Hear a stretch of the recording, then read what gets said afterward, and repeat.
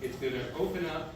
Initially, I've gone to my seqgek demo data, which will be under your applications, under seqgek demo data. So we've got some data files here. There's 6K PBMC that some people might be familiar with from 10X. I'm going to show this melanoma data set from Tarosh et al. It's a 2016 science paper with metastatic melanoma biopsies.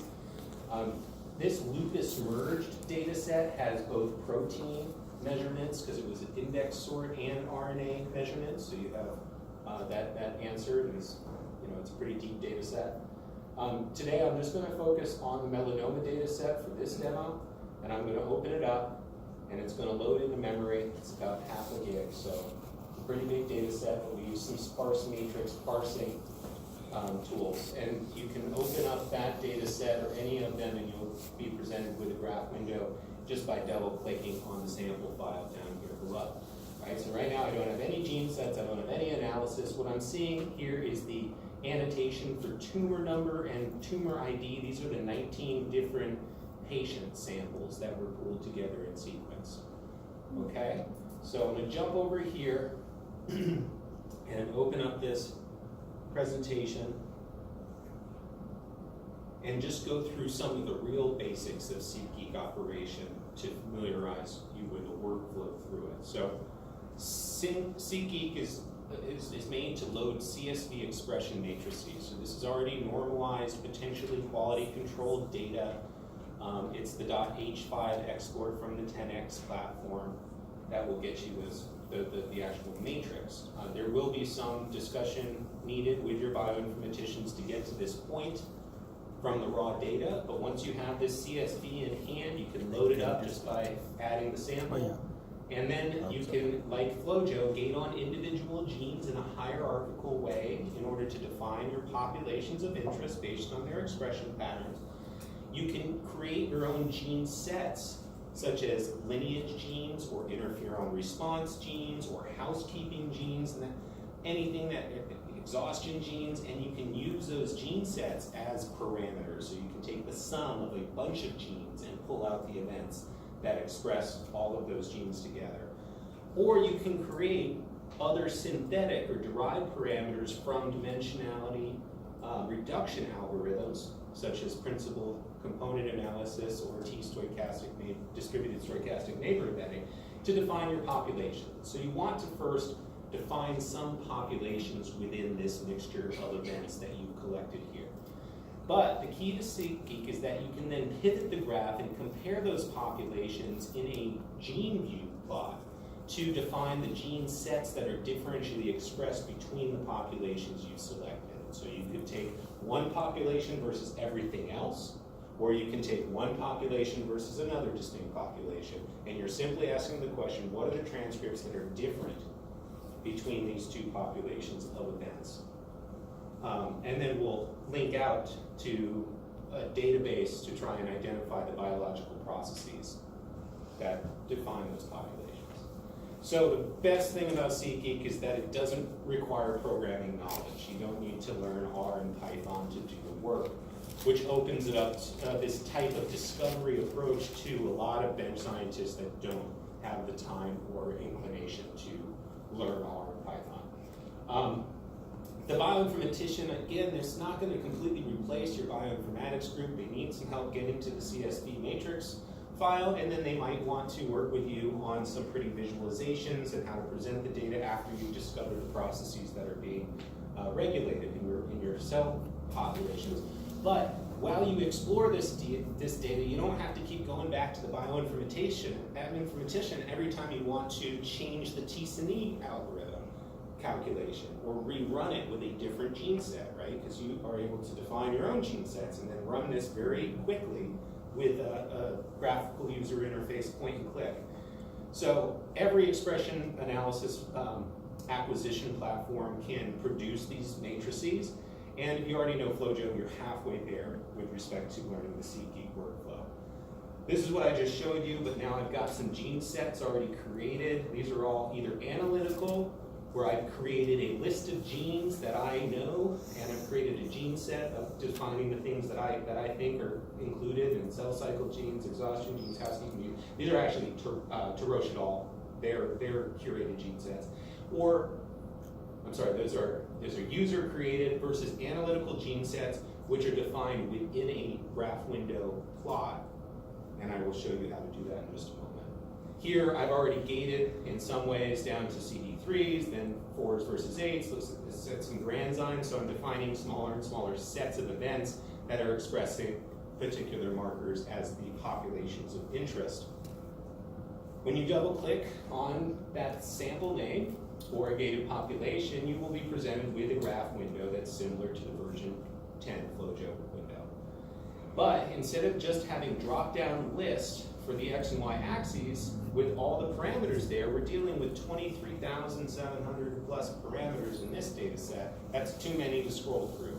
So we've got these searchable wings. You can click on the bars on either side to expand them, and then you can search through all the genes for your particular transcript. Just remember that we're dealing with gene names now, not CD complexes. And so CD3 is a complex multiple proteins, and so you need to look deeper with epsilon or some other subunit letter in order to get the events that express that particular gene to show up on the axis. And so I'm just showing, CD3 epsilon versus CD19, and what I've done here is use this button up in the top next to the undo called spread zeros. And that moves the 0 points, since there's a lot of zeros in this type of data, out into the middle of the plot so you can see what all the events on scale here. Simple as that. Otherwise, this is the 0 point way down, and all you see is the double positives there. So I like to spread the zeros, and then I can use my geometrical gates, in this case some rectangles, just setting the threshold at 0 and taking everything that's CD3 positive versus everything that's CD19 positive. Yes, there's some double positive, you don't have to go too deep, it's just an example to define some populations. And then I'm looking at that plot right here. This is in cell view, so each dot is like a pseudo-color dot plot, one or more events at that position within the graph. If you click on the gene view button, it will pivot the graph and place what was on, then you select what population, CD3 positive, 19 positive, or any other defined gated populations on the X and Y axes. And what we're looking at on the right there is a gene view differential expression profile. Everything on the diagonal is the same between the events. Where's my cursor here? It's over here. Everything that's on the diagonal is equally expressed. So each dot is a gene, one or more genes. And then everything that's off the diagonal is either up in the CD19 or up in the CD3 positive relative to the other population, right? So it's always relative to the other population that's placed on the axis. Now here is fine. We can use a polygon, create a triangle gate following the line here, and then move it off the line, off the axis, and define all the genes. When I create a gate here, become a gene set. So all these data points become genes in the gene set that I create. But the problem with this view is that you don't know where the statistical threshold is for each gene or how much it's up. I know that these are differentially regulated, but I don't know where to set the threshold here. So here in this window, there is a little up and down kind of arrow looking icon near spread zeros. When I click on that, we will automatically derive the observations on a per parameter basis of fold change and p-value, where it's actually q-value, it's p-value modified for false discovery rate, and present a volcano plot. And again, we're still in gene view, but now I actually have thresholds over which I can say these genes are significantly up and how much they're up in comparison. So everything that's twofold up in CD3 positive T cells relative to CD19 positive B cells can be found within this gated region. When I create this gate, I create a gene set. Likewise here, everything that's up in CD19 positive B cells versus CD3 positive T cells, and vice versa, right? These are down in CD3s, and these are down in CD19s. So we can do that with any set of populations. When I create a gene in gene, or a gate within gene view, I create a gene set. And this gene set contains the number of transcripts that were the dots in this view. Double clicking on a gene set will open up the ability to view what genes are in that gene set. So in this case, I'm inspecting genes created from a gene view in the graph window, and these are all the things. In this case, it's not the consistent example, I'm afraid. I defined B cells that were CD5 positive versus negative, and then I defined these are the transcripts that are up in CD5 positive B cells relative to CD5 negative B cells, and you can see stuff like lat, CD5 itself as it should be, that's what I'm defining the gate on, and LCK and others. What gene the label this probe? These are, what are these? Yeah. So how label the call? These are 3' tag sequences, so it's every RNA. You do a library prep to pull out all the messenger RNA. You can do non-coding RNAs as well, but then we just do a snippet of the 3' end, and we do molecular counts. How many transcripts do we get off of that, and can convert that into the number of copies per gene. How much of this gene, how many copies of RNA essentially is expressed per cell in the individual cells. So this is not protein, it's just RNA sequencing. It's not whole RNA exome sequencing where you could tell the difference between isoforms. It's just a tag of one of the ends of the genes. Now, if you do VDJ, you do 5.2, but that's essentially, we're just tagging the end of the gene and saying we have a count there, and we can translate that into the counts per cell. But these are all gene names, not protein names, and sometimes those can be different. The static gene set editor just allows me to create a gene set just like Ian was doing with interferon genes as people were coming in. In this case, I just made a list of things that are expressed in T cells, right? And then I can use that gene set as a parameter to pull out events and gate populations. So obviously we can do lineage gating as deep as we want, as I was doing here, just to get down to some of my granzyme populations. But once, maybe that's not the approach you want to take, you just want to pull apart the different populations of events based on a clustering or dimensionality reduction approach. I showed people over here earlier the T-distributed stochastic neighbor embedding plugin in FlowJo. In seqgek, there's 3 different options. There's PCA, LDA, and TCD. And you access that by going to the dimensionality reduction platform. You select your population or file that you want to use dimensionality reduction on. Select the method. In this case, I'm choosing principal components. Select the genes, where I'm selecting everything that is non-categorical. So I was actually using all 23,000 plus genes. And then I click run. There's some options to tell how many principal components, and there's even some additional options that were in this screenshot before the last release. When I run that, it calculates the principal components, and then I create parameters that are PCA, principal component parameters. Here I'm just showing PCA1 versus PCA2, and you can see how clearly it distinguishes 2 populations of events within these biopsies. On the right here, in blue, what I've done is heat map the MITF transcription factor, which is a melanocyte transcription factor. So all the melanocytes are on the left. If I heat map TPRC, which is CD45, I'll see on the right is the immune infiltrate, the B and the T cells that are in those biopsies. And so a simple principal component step can pull apart distinct populations. And then what I was at Cyto last year in Boston, the Broad Institute had a talk where they would do sequential dimensionality reduction, first using principal component, but then running T-SNE using the principal components as the input parameters. So if I derive 12 or 25 principal components and then run an additional T-SNE step using the PCA parameters as the input there, it pulls out additional structure, right? Those melanocytes suddenly turn into a whole bunch of distinct populations. And what I'm using is sequential dimensionality reduction to define clusters of populations that are distinct from each other in a multi-dimensional space.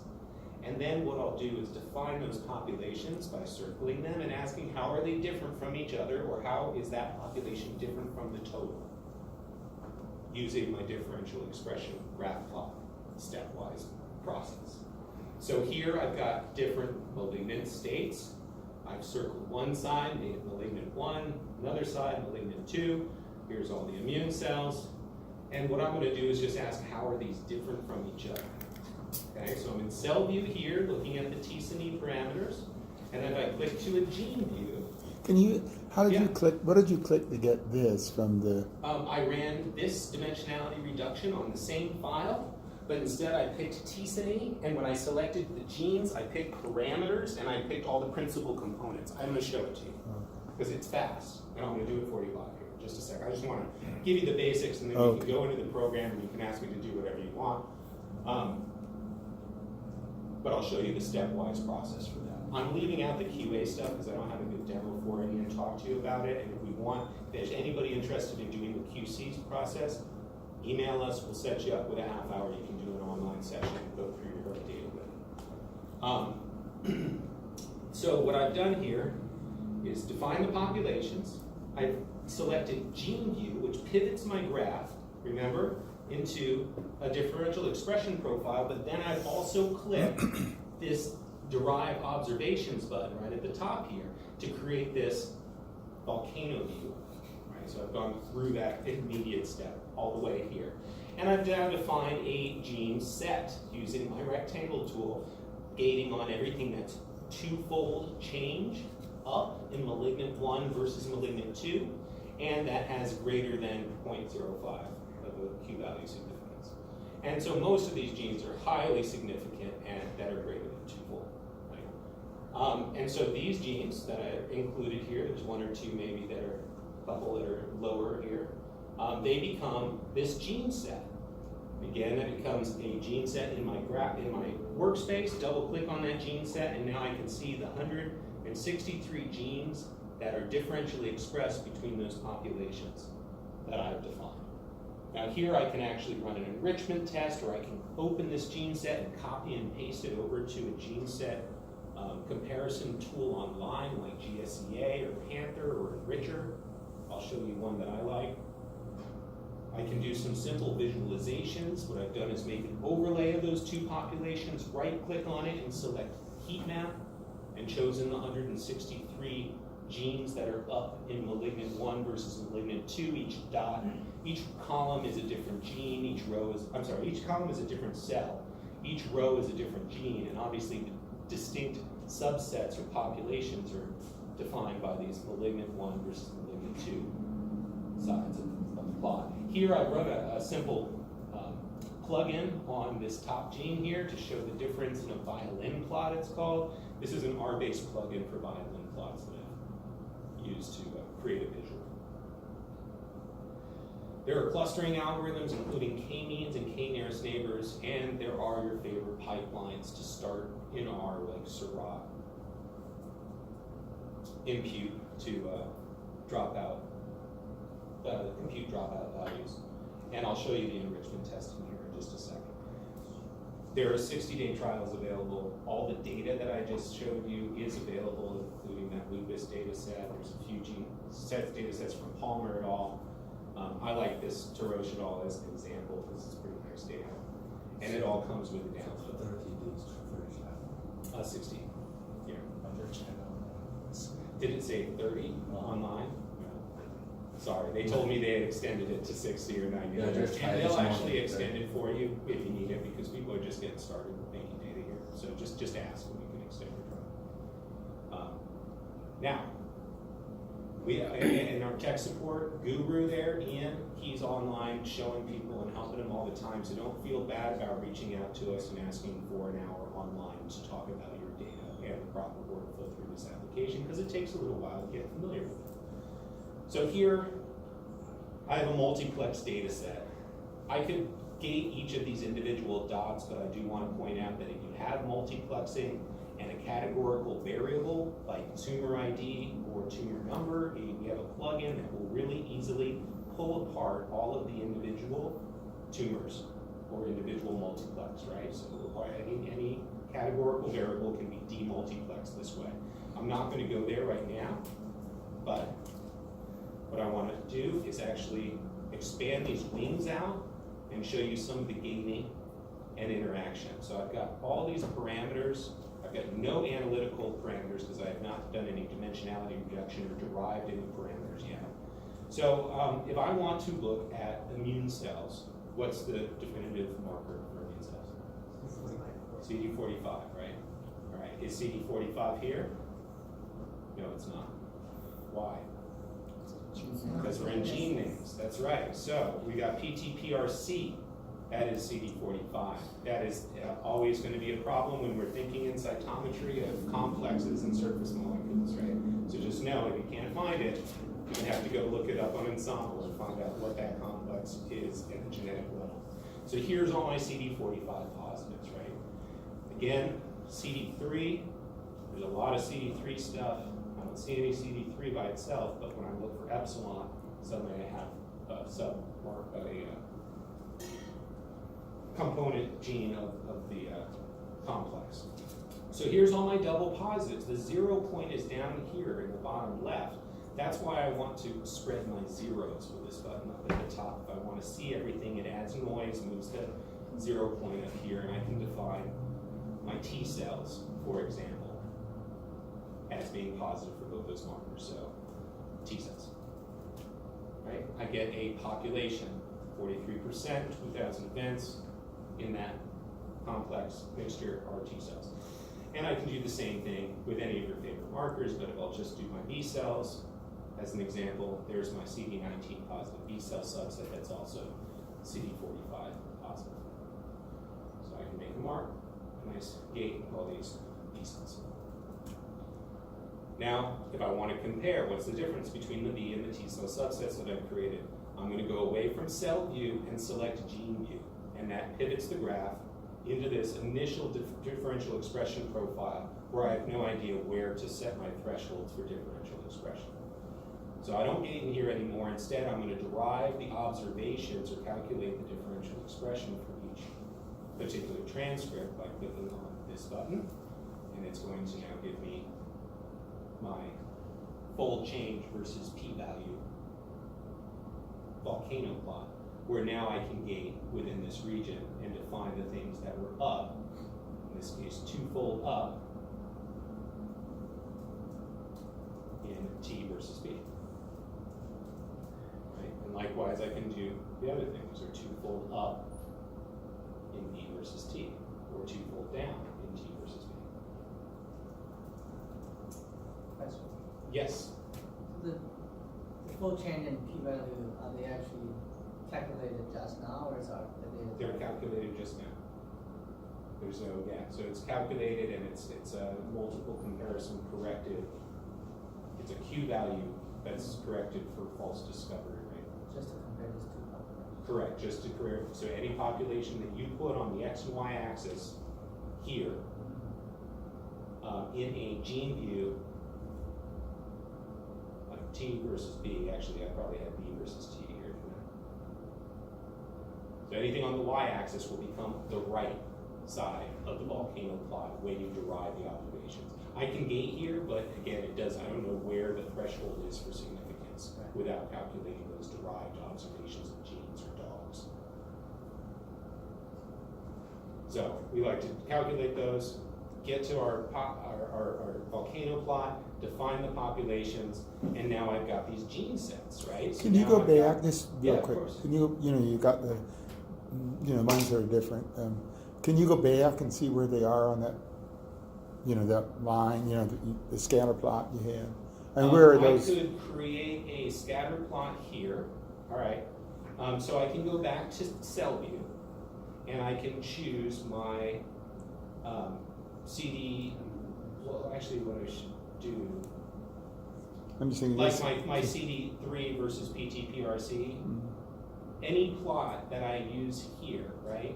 Anytime I define some space here, I could then color access that gene set and use that as the things that are 2x up in T versus B, but it's the sum of all of the genes, and there they are in my T's, right? And if I change this to CD19, they're going to be down here, right? So it is showing me the genes that are up in a color map. Or No, I I can was use that thinking as like, a parameter. you know, you had the thing, you know, the line, you see it so often, and then the outliers here, but then you gate it on ones that are significantly different. Right, So but that's can you still go? in a gene view, so I can't overlay in another gene view. Oh, could I go back Yeah, here and take the ones that you said, okay, these are different. It's Where are it's they here? grayed out. I can't color map in a gene view. I don't think that's been implemented. Like, where would these genes be? They should be obviously here and there. Right. They would show up. That's an interesting feature that might be possible, but it certainly is not, because it's inactivated, the color mapping in this type of gene view. You know, just to convince yourself that Yeah. those are the. Well, this is really easy because, I mean, obviously I can see Right. things that are high, and, you know, it's a self-fulfilling prophecy when I go back and double check it. Now, let's take another step though. So I'm in gene view here, that's fine. I can access these gene sets by double clicking on them. If I ask to change the gene set, if I right click and edit it, it'll take me back to the differential expression profile because this is linked to the gate. I can also create my own gene sets, a new static gene set, which is just willy-nilly whatever I want to put in there, right? So my B cells, my T cells, my housekeeping genes, and everything. And so that's me searching for CD3, epsilon, CD8, alpha, and such, and adding those selected genes to my T cell genes set. And that's a static or a manually created gene set.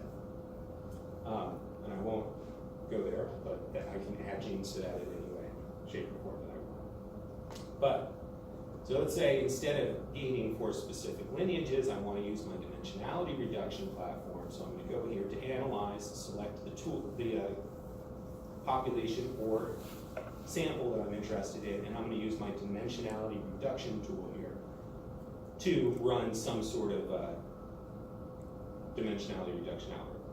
So here, I've got an optional methods for TCD, LDA, and PCA. I'm going to run principal components first. No normalization, just call it PCA run. That's going to be the parameter names. And I can select all genes, but I do have some categorical variables in there in the gene list, so I'm going to select just the genes that are not tumor ID and tumor numbers. I don't want those driving my principal components. Add selected, so they're all 23,000 plus genes are here. Right? It says I'm using 23,686 of 23,690. I can run this deterministically or random. I can transform with a log shift if necessary. I'm going to make all 25 components because I think more components is better for the T/E resolution step next. So you see how fast that was. I can select all of these, click OK. It's going to now go ahead and calculate my principal components. Now, instead of just having parameters, I've also got a whole sum of analytical parameters, 25 parameters that I want PCA2. So I'm pulling apart. And you can see the 2x up in T versus B. Where are the T cells? They're all over here. Where are the B cells?